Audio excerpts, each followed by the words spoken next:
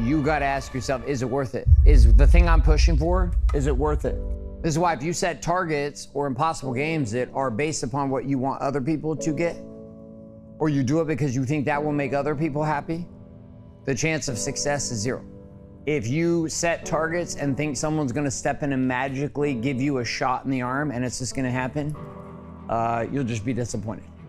The whole purpose of this game of life, at least for me, is to win it on every level, all the fucking time, and not take your foot off the gas, because the alternative is a life of regret.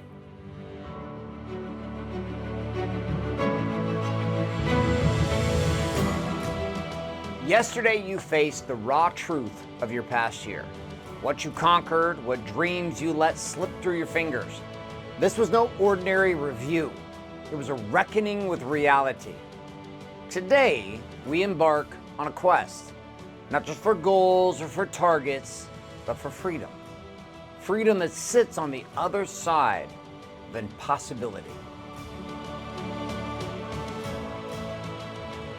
Well, the lessons I've learned from reviewing the facts are that in order for me to get an idea about where I want to go as far as that impossible game is concerned, I really need to know what my current state is, what the truth is about where I'm at. It's going to help me open up my eyes and really dive into that area, especially that business area that seems to be my weakest spot.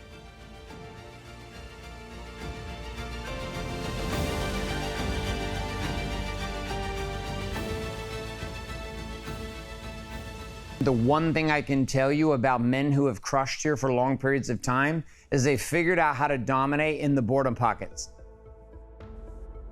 All the breakthroughs have happened, and then most people get bored and fuck it all up. Take the foot off the gas, stop doing the work, stop stacking, stop tracking, stop setting targets. They stop doing all the things, interestingly enough, so that they can find a sense of purpose by returning their lives back to scarcity.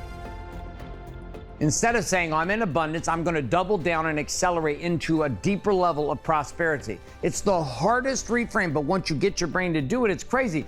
You know, I always wanted to go to the gym, or I knew exercise was important, so I always would reasonably exercise, but I didn't have any sort of game to stack that up, to take it to the next level, to identify the gaps of where it wasn't where I wanted it to be, and then set a game to really grow it and infinitely grow it. It's just provided a framework. It's provided a framework whereby I can push on all those things and get massive results, because I know that these categories become more clear because of the languaging around them. Today is about daring to dream beyond boundaries. What is your impossible game? It's time to define it. It's time to own it. As each day unfolds, let your impossible games be your declaration of freedom. Dream it, and then dare to make it a reality. This is where your transformation begins, where the death of who you were is met by the rebirth of who God's calling you to be. But ask yourself, are you ready to break free from the frame of your old self? All the work that you've done has prepared you for the vision that's about to be given to you today.